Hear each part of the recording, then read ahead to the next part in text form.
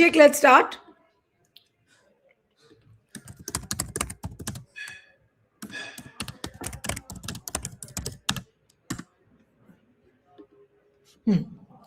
नमस्कार, स्वागत है आपका फेडरल देश में। मैं हूं नीलू व्यास। कभी कभी तो ऐसा लगता है कि इस गैस के संकट ने कोविड के दिनों की याद दिला दी है। आपने देखा होगा कि कोविड के दिनों में बहुत ज्यादा पलायन हुआ था। अब गैस संकट के चलते आप सोच सकते हैं कि पलायन की खबरें आ रही हैं। मैं बात कर रही हूं गुजरात के सूरत शहर में, जहां पर घरेलू रसोई गैस यानी कि एलपीजी की भारी कमी और ब्लैक मार्केट में कीमतों के आसमान छूने से प्रवासी मजदूरों का बड़े पैमाने पर पलायन शुरू हो गया है। उधना रेलवे स्टेशन पर बिहार, उत्तर प्रदेश और अन्य राज्यों के मजदूरों की लंबी कतारें लगी हुई हैं। कई श्रमिक अपना सारा सामान, बर्तन, चूल्हा, बाल्टी आदि लेकर ट्रेन में सवार होकर गांव लौट रहे हैं। उनका कहना है कि जब तक गैस की स्थिति सामान्य नहीं हो जाती, वो वापस नहीं आएंगे। कई मजदूरों का कहना है कि वो गैस की किल्लत की वजह से खाना तक नहीं बना पा रहे हैं। अब सरकार भले ही कह रही हो कि देश में गैस की कोई कमी नहीं है, लेकिन जमीनी हकीकत कुछ और ही है। जिन लोगों के पास गैस कनेक्शन नहीं है, उन्हें गैस सिलेंडर भरने के लिए ब्लैक मार्केट पर निर्भर रहना पड़ता है और बढ़ी हुई कीमतों के कारण वो सूरत छोड़ने पर मजबूर हैं। अब जो पलायन की ये बेबस तस्वीर आपको नजर आ रही है सूरत का, जैसे मैंने आपको बताया कि उधना रेलवे स्टेशन है, इन दिनों बेबसी की तस्वीरों का गवाह बना हुआ है।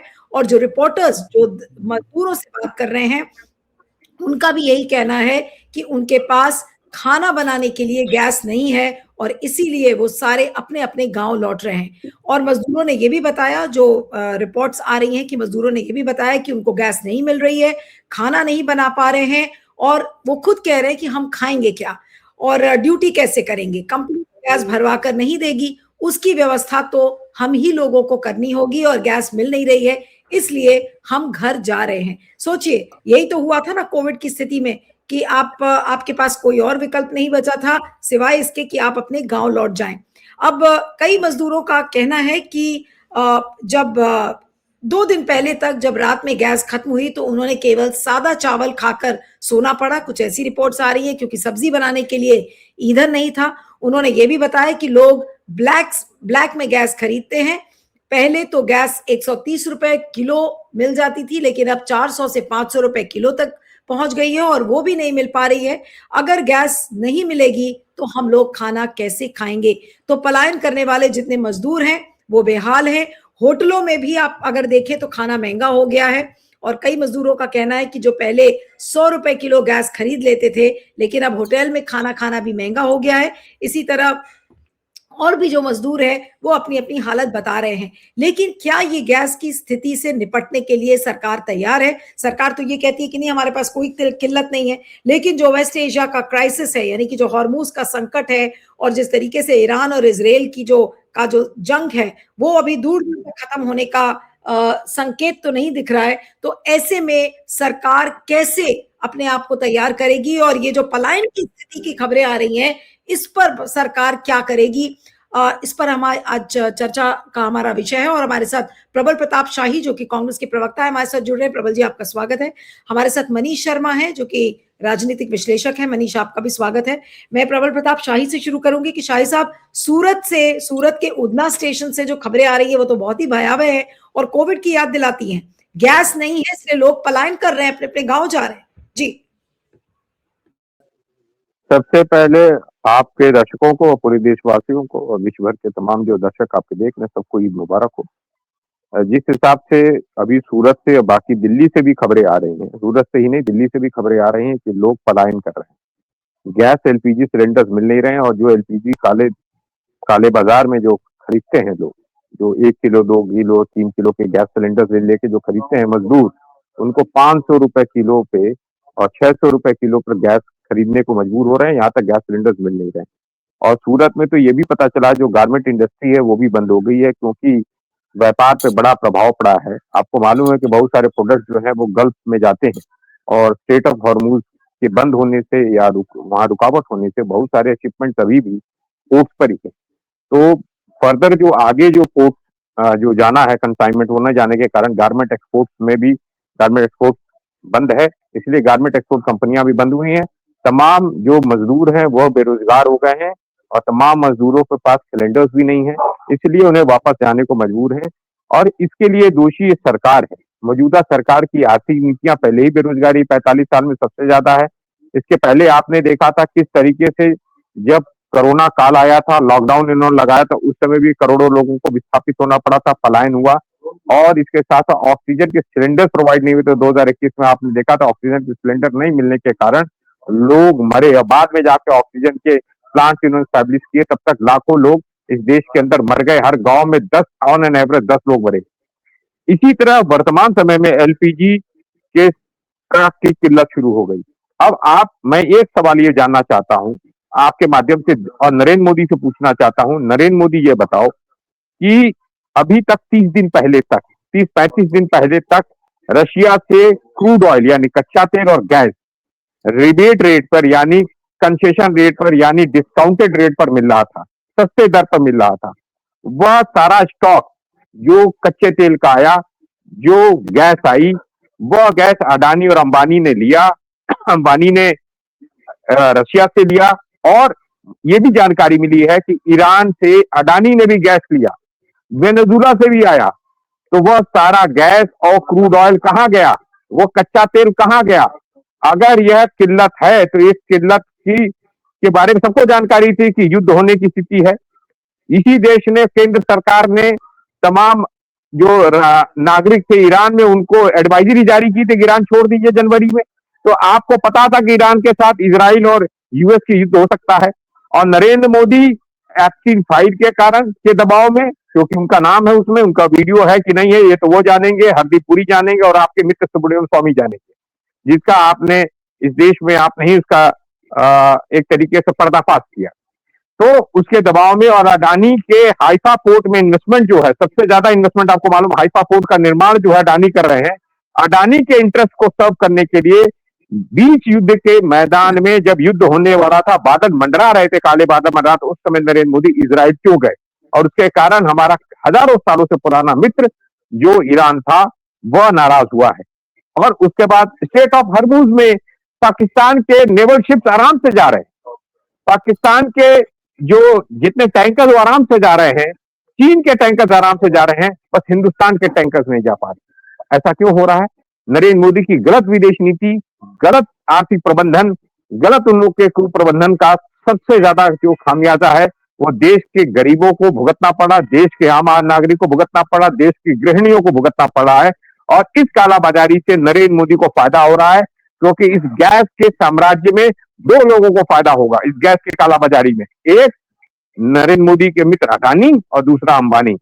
अंबानी का भी गैस पे कब्जा है और अडानी का भी कब्जा है। और इस पूरे एलपीजी के खेल में, कालाबाजारी में अडानी और अंबानी हजारों करोड़ रुपया कमा रहे हैं। और उन हजारों करोड़ रुपए का इस्तेमाल, कालाबाजारी जो पैसा आएगा उसका इस्तेमाल भारतीय जनता पार्टी बंगाल के चुनाव में, केरला के चुनाव में, तमिलनाडु के चुनाव में और आसाम के चुनाव में करेगी। आप देखिएगा व्यापक पैमाने पर उनके हेलीकॉप्टर उड़ेंगे, उनके सब कुछ होंगे। इनके घर गैस की कमी नहीं हो रही है, नरेंद्र मोदी के घर गैस की कमी नहीं हो रही है, वित्त मंत्री सीतारमन के घर गैस की कमी नहीं हो रही है, राष्ट्रपति के घर गैस की कमी नहीं हो रही है। हिंदुस्तान के गरीब के घर गैस की कमी होगी, उसके चूल्हा नहीं जलेगा। यह इस देश के लोकतंत्र के लिए सबसे ज्यादा काला धब्बा, काला दिन है। और पहले एक चीज और, यूएनआई के जो रिपोर्टर को कल मारा गया, महिलाओं को जो के साथ बदसलूकी की दिल्ली पुलिस ने, और जिस तरीके से यूएनआई वार्ता के पत्रकारों को निकाला गया और यूनिवार्ता के पत्रकारों को निकालकर यूनिवार्ता के ऑफिस को कब्जा किया, यूएनआई के कब्जा किया, उसकी हम भर्त्सना करते हैं, उसकी निंदा करते हैं। यह गैर कानूनी है और एक तरीके से असंवैधानिक और अलोकतांत्रिक, देश के मीडिया पर चौथे खंभे पर हमला है। हम गैस की किल्लत की बात कर रहे हैं तो मैं उसी टॉपिक पर रहूंगी और अभी यूएनआई पे नहीं जाऊंगी, वो अलग विषय है चर्चा का।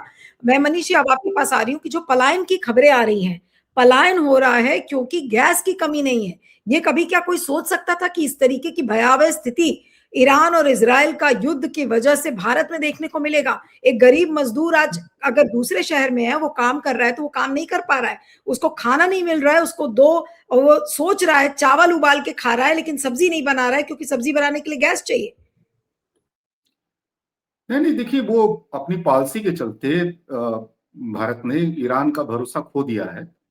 और उसके चलते हो क्या रहा है कि अभी एक दो जहाज भारत की जनता के नाम पे आने दिया, लेकिन 25-26 जहाज वहां पड़े हुए उनको आने से रोक रहा है। और अभी अमेरिका ने कहा कि ईरान का जो समुद्र में तेल है उसको प्रतिबंध हटा रहे हैं, खरीदा जा सकता है। तो ईरान ने उस पर भी बहुत कड़ा रुख लिया। उसने बोला कि ये मेरे पास कोई तेल नहीं है, मतलब वो समुद्र में भी जो तेल है उसको भी वो देने के लिए तैयार नहीं है। तो मतलब वो स्ट्रेटेजी तो थी अमेरिका की, उसको भी उसने इग्नोर कर दिया। वो अभी एकदम एक फाइनल युद्ध में चला गया है। रसिया के साथ भी हमने जो रिश्ता खराब कर लिया है, रसिया का भी भरोसा खो दिया है। और भारत में एलपीजी का जो भंडारण है वो 2 सप्ताह से ज्यादा का अभी व्यवस्था ही नहीं है। मैंने अन्य देशों ने स्ट्रेटेजिक कारणों से, चाइना ने, जापान ने अपने पास कम से कम 100, 200, 300 दिन का एक व्यवस्था कर रखा है, लेकिन भारत के पास वो भी व्यवस्था नहीं है। तो हर रोज अगर तेल नहीं है, हर हर रोज अगर गैस नहीं आएगा, हर रोज भारत को 125 करोड़ चाहिए सिलेंडर, 125 करोड़। और ये जो अभी एक दो जहाज आए हैं वो 1 लाख करोड़ भी नहीं, मतलब 1 लाख भी नहीं, माने 100 लाख भी नहीं, वो 70-75 लाख। तो ये एक सच्चाई है कि भारत में एक संकट है, और संकट केवल रसोई तक नहीं है, अब वो उत्पादन तक भी चला गया। जितने भी उत्पादन में गैस का इस्तेमाल है, कच्चे तेल का इस्तेमाल है, जितने भी उत्पादन में एलएनजी का इस्तेमाल है, जो भी है, आप देखिए ना, उर्वरक की तरफ भी अब जा रहा है। जैसे ये जो मजदूर गांव लौट रहे हैं, गांव में अभी अब खेती का संकट होगा। उर्वरक जो बनता है वो आमतौर पे यूरिया जो बनता है अमोनिया से बनता है, डीएपी जो बनता है अमोनिया से बनता है। और अमोनिया जो है वो आप देखेंगे कि वो कच्चे तेल, कच्चे गैस से बनता है, कच्चे उससे वो बनता है। यानी कि अगर आप यहाँ उत्पादन करते भी हैं, लेकिन उसका कच्चा माल 70-80% तो वो कच्चा गैस है, जो उसको उसी इलाके से आना है। और जो आप खाद भी आयात करते, तो अब एक दोहरा संकट होगा। गांव के स्तर पे आप जाएंगे तो वहां मनरेगा को ध्वस्त कर दिया है। जो कोविड में लोग लौट के आए थे, बड़ा हिस्सा यहीं रह गया था, जा ही नहीं पाया था, बहुत बड़ा हिस्सा यहीं रह गया था। और वो मनरेगा के भरोसे था, मनरेगा को भी खत्म कर दिया। अब मान लीजिए वो जो गए भी थे, जो लौट के दोबारा गए भी थे सूरत में, मुंबई में, बेंगलोर में, अब वो उनको भी आना पड़ेगा। ये सूरत की घटना नहीं है, सूरत का अभी एक खबर है, लेकिन जितने भी इंडस्ट्रियल इलाके हैं भारत में, जो भी बचा हुआ है, नहीं, तो आप ये वहां कह पे रहे हैं कि जहां जहां पर मजदूर अपने गांव छोड़कर बाहर इंडस्ट्रियल क्षेत्र में काम कर रहे हैं, वो सारे मजदूर अब मजबूर हो जाएंगे अपने अपने घर लौटने को। जी। और गांव जाएंगे तो मनरेगा नहीं है, और गांव जाएंगे तो खेती भी संकट में है उर्वरक के चलते। उर्वरक का भी एक बहुत बड़ा गहरा रिश्ता गैस और तेल से है, उसका बहुत बड़ा गहरा रिश्ता, मतलब उसके बिना वो संभव ही नहीं। और भारत उत्पादन करता नहीं है, भारत 90% आयात करता है। तो इसका मतलब वो जो गांव लौटेंगे तो वहां मनरेगा नहीं है, मनरेगा को खत्म कर दिया, और वहां अब खेती भी संकट में पड़ेगी। ऑलरेडी जो पहले से खेती संकट में थी वो भी संकट में पड़ेगी।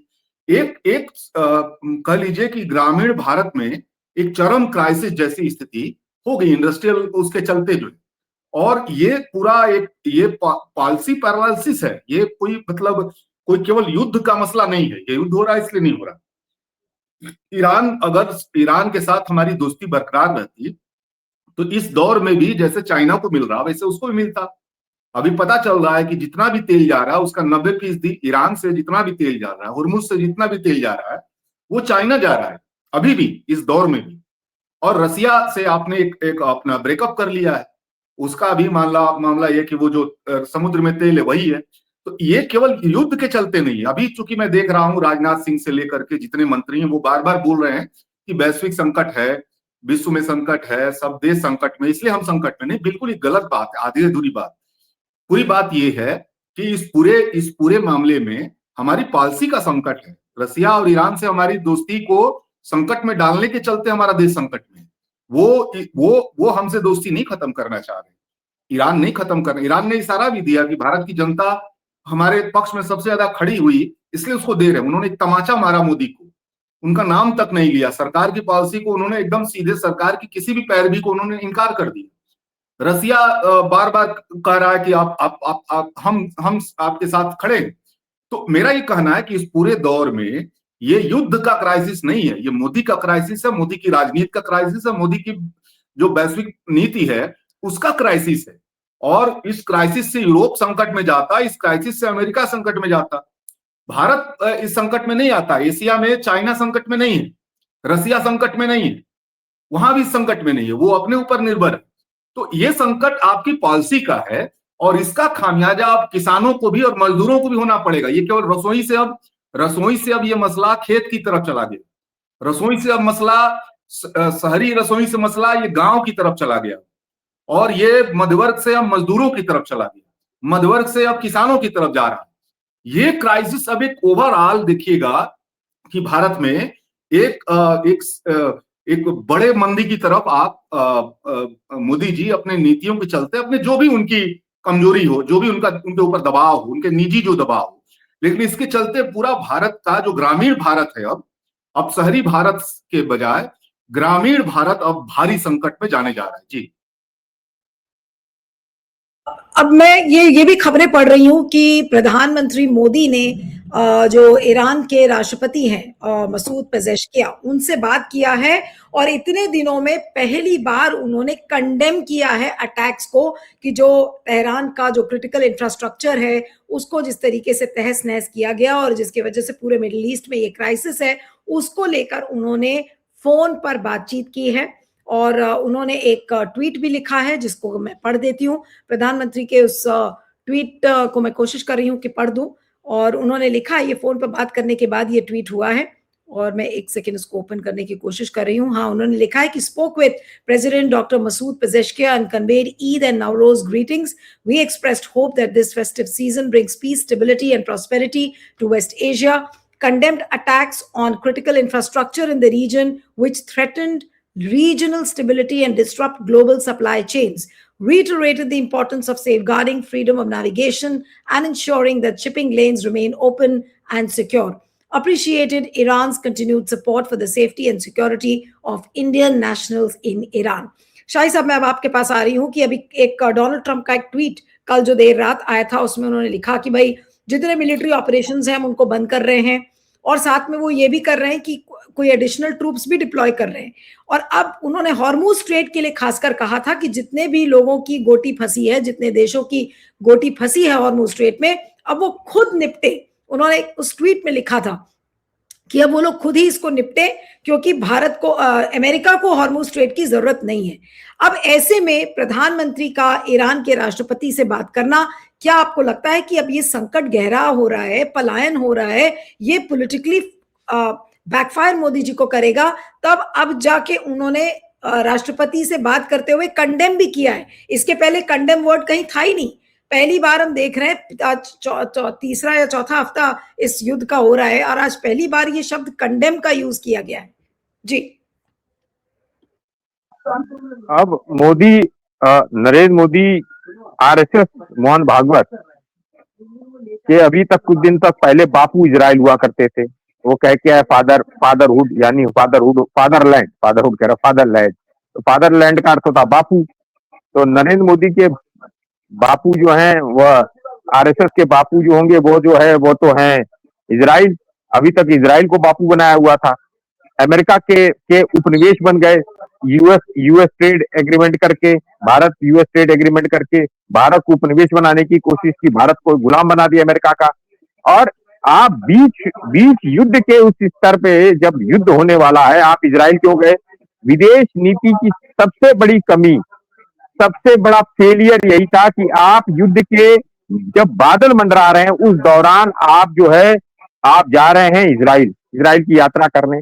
और अमेरिका और इजराइल को किस इंटरनेशनल लॉ के अंतर्गत, किस अंतर्राष्ट्रीय कानून ने उनको मान्यता दी है या उनको कहा है कि आप किसी हेड ऑफ स्टेट को या किसी सुप्रीम लीडर को आप उसके जाके उसके फॉरेन मिनिस्टर को या किसी को आप जाके ब्लास्ट करके बम मार के, मिसाइल मार के मारे? वहां के जितने भी संसदीय उनके कार्यालय उस पर बम गिराएं, राष्ट्रपति भवनों पर गिराएं, वेनेजुला के राष्ट्रपति को जाकर पकड़ ले। ये सब स्थितियां जो हैं अंतर्राष्ट्रीय कानूनों को, यूनाइटेड नेशंस के कानूनों का उल्लंघन है सीधे सीधे। और ये उल्लंघन करने में नरेंद्र मोदी ने जो चुप्पी साधी रही, और उस दौरान याद होगा जब पहले दिन युद्ध हुआ और ईरान ने जब यूएई और बहरीन और कुवैत और सऊदी अरेबिया के यूएस देशों पर हमला किया, तो नरेंद्र मोदी ने उन हमलों का कंडेम किया। अब आप सोचिए ईरान पर हमला हुआ था तो ईरान पर नहीं कंडेम किया, बाद में अब जाके आप कंडेम कर रहे हो 15, 16, 17 दिन, 18 दिन बाद। तो इससे क्या ईरान को नहीं समझ में आ रहा है कि क्या हो रहा है? और आज जो है पाकिस्तान जो है मध्य एशिया में ज्यादा प्रोमिनेंट हो गया है, चाइना ज्यादा प्रोमिनेंट हो गया है। भारत एक गुट निरपेक्ष राष्ट्रों का सबसे बड़ा नेता हुआ करता था, उसके नेतृत्व में 100 से 150 देश हुआ करते थे, वह नीतियां निर्धारण करता था। शीत युद्ध के दौरान भारत की नीति के कारण तमाम युद्ध नहीं हुए। भारत की प्रमुखता थी, सारी प्रमुखता को समाप्त कर दिया, भारत की सेना को समाप्त कर दिया। और वर्तमान परिस्थिति के लिए, इस मौजूदा संकट के लिए अगर कोई जिम्मेदार है वो नरेंद्र मोदी है। इसलिए मैं नरेंद्र मोदी का इस्तीफा मांगता हूं। नरेंद्र मोदी जब तक उस पद पर रहेगा, प्रधानमंत्री के पद पर रहेगा, तब तक इस देश को इसी तरह के तमाम समस्याओं से, तमाम संकटों से गुजरना पड़ेगा, क्योंकि नरेंद्र मोदी एक कॉम्प्रोमाइज पीएम है, एक दबा हुआ, उसकी पूंछ दबी हुई है, उसका हाथ दबा हुआ है, वह एप्स्टीन फाइल में फंसा पड़ा है, वह जो है तमाम अन्य चीजों में फंसा हुआ है। इसलिए वह भारत को जो विदेश नीति चाहिए, जो स्वतंत्र विदेश नीति चाहिए, उस शाही साहब एक सवाल आपसे और करूंगी, क्योंकि हम यहाँ पलायन की बात कर रहे हैं। पलायन के लिए क्या करना चाहिए? पलायन रोकने के लिए इस समय सरकार को क्या करना चाहिए? विरोध करते करते बता दीजिए कि सरकार पलायन रुकेगा कैसे? जब कंपनियां बंद हो रही हैं, गैस सिलेंडर के दाम 3-3 हजार रुपए में ब्लैक मिला, अगर किसी के पास अगर वो भी है, अगर उनके पास अगर कनेक्शन है भी, तो 3,000 रुपए में ब्लैक मिल रहा है, ऊपर से बाहर से भरवाना पड़ रहा है मजदूरों को, तो कहां से वो मजदूर रुकेंगे? और गांव आएगा तो उसे मनरेगा का कानून खत्म कर दिया है, मनरेगा में नौकरी नहीं मिलेगी, बहुत बड़े पैमाने पर फिर बेरोजगारी होगी। और मैं एक और चीज बता दे रहा हूं, जब व्यक्ति का, गरीब का पेट, पापी पेट खाली रहेगा तो अपराध ही बढ़ेंगे। गांव में चोरी, मारपीट, झगड़े, एक दूसरे से लाठी डंडे चलेंगे। मैं आपको बता दे रहा हूं, ये स्थितियां होंगी, छीना झपटी बढ़ेगी। कोई भी गांव में, गांव के अंदर, गांव के बाहर, शहरों में छीना झपटी, मोबाइल छीनना, चेन छीनना, ये सब शुरुआत हो जाएगी, ये मैं बता दे रहा हूं। और इसका अगर कोई जिम्मेदार होगा वह नरेंद्र मोदी होगा, उसके अलावा कोई नहीं। ठीक है, अब मैं अंतिम कमेंट मनीष जी से लूंगी कि मनीष जी, इस पूरे क्राइसिस पर, और जो पलायन जो दिख रहा है, आपने खुद ही कहा कि ये सूरत तक सीमित नहीं रहेगा, लेकिन जहां जहां पर भी मजदूर काम कर रहे हैं वो जबरन उनको ये पलायन करना पड़ेगा। ये किस तरीके की स्थिति एक हुई है, और आपको लगता है कि सरकार इससे निपट पाएगी या निपटने की स्थिति में है? नहीं, इसकी संभावना तभी हो सकती है, मान लीजिए पूरी जो इंडस्ट्री है आपकी, भारत की जो पूरी इंडस्ट्री है वो तेल केंद्रित है, गैस केंद्रित है, और उसका 90% आप बाहर से मंगाते हैं, और 90% में बड़ा हिस्सा रसिया और ईरान का है। तो अगर आप पॉलिसी में कोई गुणात्मक बदलाव नहीं करेंगे, मान लीजिए आप बोल रहे हैं ईरान में जो हो रहा कंडेम कर रहे हैं, तो क्या आप इजराइल और अमेरिका के चलते होर्मुज रुका होगा, क्या इसे कंडेम करेंगे? क्या इजराइल एक आपराधिक युद्ध लड़ रहा है, इसे कंडेम करेंगे? क्या अमेरिका के साथ आप डील है, अभी भी समय है, क्या वो डील को खत्म करेंगे? क्योंकि उसमें तो वो खुद ही बदल गया है। क्या आपने जो डील है उसमें खेती संकट में जाने वाली है, भारत एक डंपिंग ग्राउंड बनने जा रहा है, क्या उसको आप कंडेम करेंगे? तो कंडेम भी करने की एक तो देर से आप कंडेम कर रहे हैं, और कंडेम में भी आपको अब अगर आपको कंडेम करना है तो आपको तो कंप्लीटली जो है आपको अमेरिका लॉबी से, कि देश जो आप बने हैं उससे अपने आप को बाहर निकालना होगा, एक बड़ा मैसेज देना होगा कि हम रसिया के साथ हैं, हम ईरान के साथ हैं, हम जो है अमेरिकी जो अपराध है उसका हिस्सा हम नहीं हैं, हम अमेरिकी लॉबी का देश नहीं है, हम ग्लोबल साउथ के साथ खड़े हैं, हम तीसरी दुनिया के साथ खड़े हैं, हम जो है ईरान के साथ अन्याय हो रहा है हम उसके साथ खड़े। अगर ये कंडेम अगर हो तो आज भी अर्थव्यवस्था बदल सकती है, लेकिन क्या ये हिम्मत करेंगे मोदी जी? ये संभव नहीं है ना। इसलिए आप देखिएगा कि बहुत एक धीमा स्वर, वहां एक छोटा सा, उससे क्या ईरान क्या इतना डिप्लोमेटिक चीजों को नहीं समझता है क्या? दुनिया इतनी डिप्लोमेटिक नहीं समझती है, डिप्लोमेट को इतना भी नहीं समझती है। तो सवाल ये है कि क्या जो आपने इस दौरान इन 2-3-4 महीनों में जो आपने 180 डिग्री आप चेंज हुए हैं, बदले हैं आप अपने आप को, क्या उससे 180 डिग्री आप फिर चेंज होंगे? ये सवाल अब यहां है। इसलिए अब कुछ आधे अधूरे ढंग से बात नहीं बनेगी। आपको अपने को एक अमेरिकी लॉबी के देश से अपने को एक स्वतंत्र देश के बतौर फिर से स्थापित करने के लिए आपको कई डील को ध्वस्त करना होगा, खत्म करना होगा, और मोदी जी इसके लिए तैयार नहीं। इसका मतलब देश की अर्थव्यवस्था तेल के चलते, मोदी जी की पॉलिसी के चलते गहरे संकट की तरफ बढ़ रही है। उसको अब मोदी जी नहीं संभाल सकते, ये बात तो समझ में आ रही है। ये संभव नहीं है। एक अराजक माहौल पूरे देश में बनेगा, एक एनार्की पैदा होगी, एक पॉलिटिकल क्राइसिस भारत के अंदर पैदा होने जा रही है। जी जी, चलिए देखते हैं। लेकिन बहुत ही दुखद खबर है जिस तरीके से पलायन की खबरें आ रही हैं। अभी तो सूरत से शुरुआत हुई है, अभी देखिए और कहां से इस तरीके की खबरें आएंगी, और क्या सरकार इसको रोक सकती है, सरकार कौन से कदम उठा सकती है, ये देखना होगा। आप दोनों का बहुत बहुत शुक्रिया। मनीष जी, शाही साहब, thank you so much for joining.